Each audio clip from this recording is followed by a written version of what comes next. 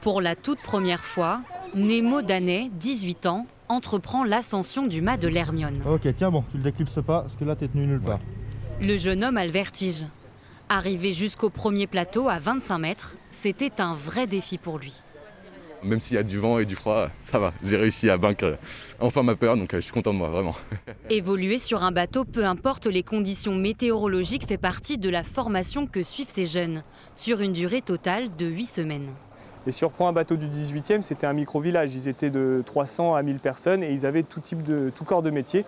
Et c'est un peu le cas de nos jours aussi. On leur donne une première approche de ces métiers-là, on va leur apprendre la base. Certains sortent tout juste du lycée professionnel. L'intérêt de ce nœud surtout, c'est qu'on peut tirer ultra fort dessus, il sera toujours facile à défaire. D'autres sont en reconversion, comme Aurélien Gouachon. Je voulais continuer en bac pro commerce, sauf que ça me plaisait plus du tout. Et donc du coup, je me suis dit que grâce à cette formation, j'allais apprendre de nouveaux métiers. Paré à virer, petit cabestan. L'objectif de ces initiations, c'est aussi de forger leur esprit d'équipe. Le but de l'exercice, c'est de comprendre en fait que grâce au cabestan et aux poulies, on arrive à soulever des charges beaucoup plus lourdes que si on était tout seul en mécanisme. C'est la cohésion qui fait qu'on peut soulever les charges en gros.